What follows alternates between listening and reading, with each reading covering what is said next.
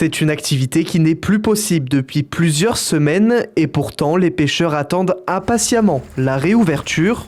Depuis le 3 novembre, des arrêtés préfectoraux interdisent la pratique de la pêche.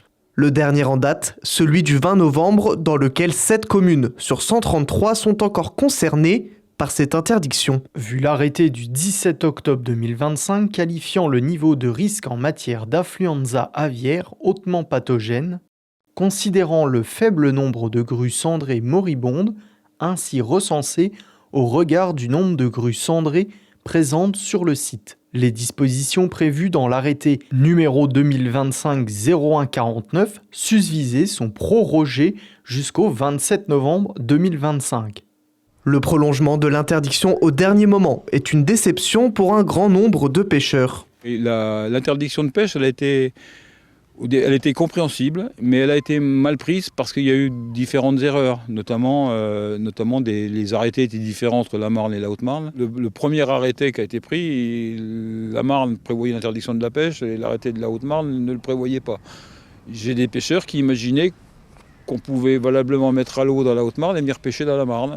Je pense qu'elle se comprend, mais la prolongation, elle n'a pas été non plus appréciée de tout le monde, puisque derrière, il y avait un peu que les pêcheurs qui étaient pris en compte et qui étaient lésés. Et puis voilà, je crois que c'était important de le dire et de le signaler. Je crois qu'on s'est senti un peu mal aimé et pas beaucoup associé. Pourtant, malgré cette interdiction, une dérogation de la sous-préfecture de Vitry-le-François a autorisé les membres de l'association à rempoissonner le lac. Ce matin, une dizaine de bénévoles étaient présents pour aller mettre les poissons dans une zone protégée afin qu'ils aient le temps de s'adapter et de ne pas se faire prendre rapidement par les pêcheurs. Cela devait impérativement se dérouler cette semaine. Le pisciculteur qui nous approvisionne en poissons, notamment les cendres aujourd'hui, les avait dans ses bassins et puis il fallait absolument qu'ils soient livrés dans le cours de la semaine. Donc on est intervenu, on a demandé avec des règles spécifiques à appliquer, notamment la désinfection des bateaux, etc. Donc il n'y a pas de problème, on en est particulièrement conscient. Et puis donc on a obtenu cette autorisation spécifique pour réempoissonner en cendres.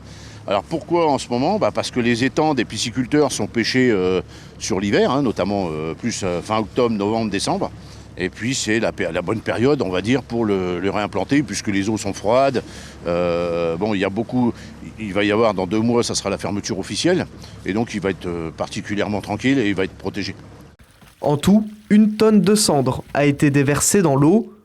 Pour Régis, comme pour beaucoup de passionnés, 4 semaines sans pêche est une période très longue. Alors la réouverture est attendue avec impatience. Là, je pense qu'il va y avoir beaucoup de monde ce week-end. Et notamment, surtout vendredi. Je pense même qu'il y en a qui vont poser leur vendredi pour venir spécifiquement faire l'ouverture. La réouverture, pardon. Ah, c'est vrai que sur 1 mois, c'est long, c'est très long.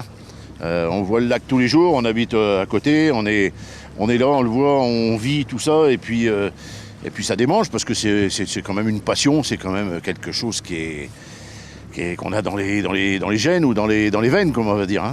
Pour le moment, l'arrêté préfectoral ne devrait pas être reconduit. Les activités autour du lac du Der pourront recommencer.